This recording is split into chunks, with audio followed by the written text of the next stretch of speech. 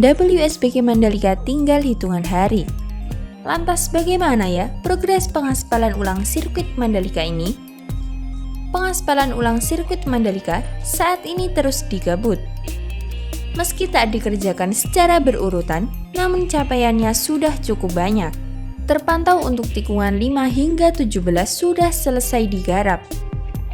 Hasil pengaspalan baru ini makin menambah kesan megah dan mewah di sirkuit Mandalika. Sebagai informasi, pengaspalan ulang ini menggunakan teknik dan material yang berbeda dari sebelumnya. Hal ini bertujuan agar aspal di sirkuit Mandalika lebih kuat dan lebih bagus. Untuk area yang sudah selesai diaspal ulang, diketahui tengah dilakukan pembersihan. Nampak alat pembersih aspal tengah berlalu lalang di trek sirkuit Mandalika. Terpantau alat tersebut tengah membersihkan trek dan run-off di tikungan 14. Run-off ini dibersihkan karena kabarnya akan segera memasuki proses pengecatan. Usai dibersihkan, trek sirkuit Mandalika terlihat makin kinclong dan hitam pekat.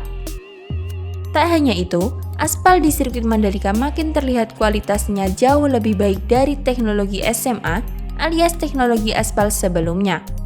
Trek terbukti cepat kering usai disiram. Hal ini juga menunjukkan jika dilakukan pengaspalan di musim penghujan dan kerap diguyur hujan, namun hasil pengaspalan ulang ini tidak menunjukkan kekurangan. Justru usai dibersihkan makin terlihat aspal sirkuit Mandalika ini memiliki kualitas yang jempolan.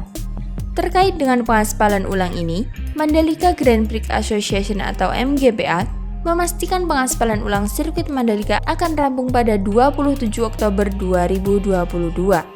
Hal ini dikatakan oleh Direktur Utama MGPA Priyandi Satria pada Sabtu 22 Oktober 2022. Di saat yang bersamaan, juga akan dilakukan pengecatan di Misano Curb dan sepanjang sisi permukaan lintasan yang dibongkar, ucap Priyandi.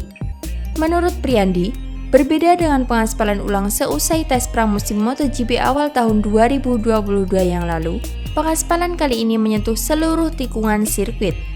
Itulah sebabnya harus dibuat garis start dan box start yang baru. Lebih lanjut, Priyandi belum menjelaskan mengenai detail teknologi yang dipakai pada aspal baru sirkuit Mandalika ini.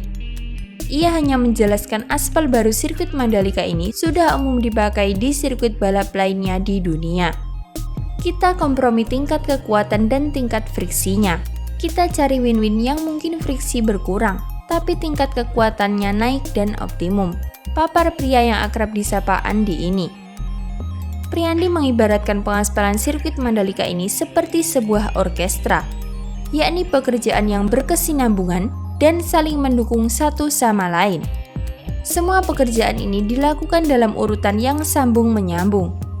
Di depan ngikis, di belakang ngaspal, kata Priyandi. Menurut Priyandi, pengerjaan dengan sistem tersebut membuat pengaspalan ulang lintasan sepanjang 4,31 km ini hanya membutuhkan waktu yang singkat.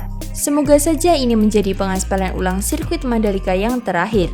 Dengan melihat hasil pengaspalan ini, sudah dapat dibayangkan akan semegah apa aspal baru sirkuit Mandalika. Lantas bagaimana menurut kalian? Komen di bawah ya.